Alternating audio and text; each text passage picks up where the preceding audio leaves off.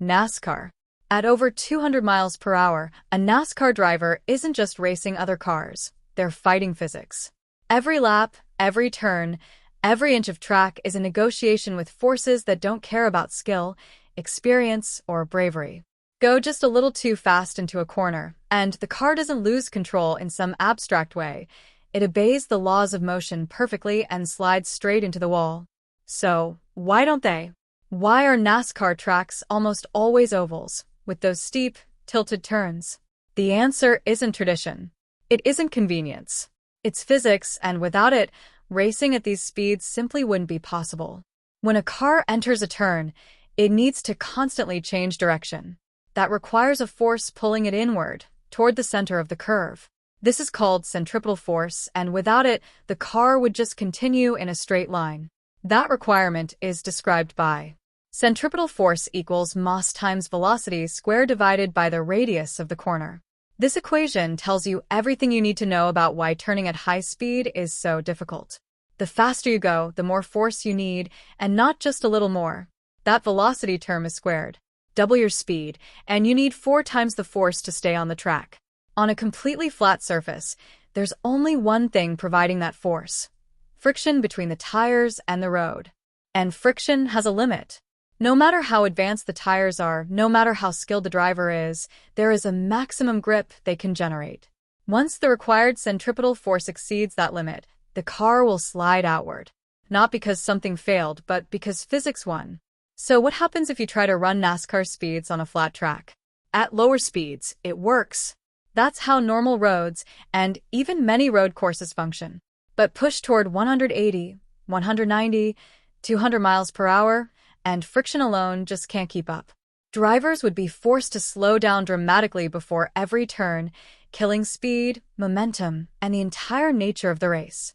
But to really understand what happens next, we need to talk about a force that's always there, even when you're not moving: the normal force. The normal force is the force a surface exerts to support an object resting on it. If a car is sitting on flat ground, gravity pulls it downward, and the ground pushes back upward with equal force. That upward push is the normal force. On a flat track, the normal force points straight up, perfectly vertical. And that matters. Because if a force only points upward, it can't help pulling the car inward during a turn. It doesn't contribute to centripetal force at all. Its only job is to hold the car up against gravity. On a flat surface, the normal force points straight up. But on a banked surface, it's angled. This is where track design changes everything. Instead of relying purely on friction, NASCAR tracks are built with banked turns. The track is tilted inward, sometimes by more than 30 degrees. That tilt introduces a new player: the normal force. That means part of it now points inward, toward the center of the turn. And that inward component helps provide the centripetal force needed to keep the car moving in a curve.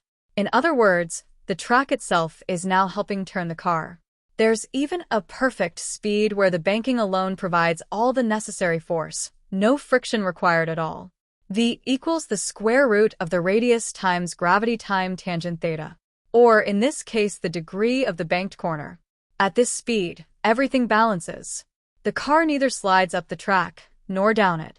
Of course, NASCAR drivers often go even faster than this, which means friction still matters, but now it's assisting, not doing all the work.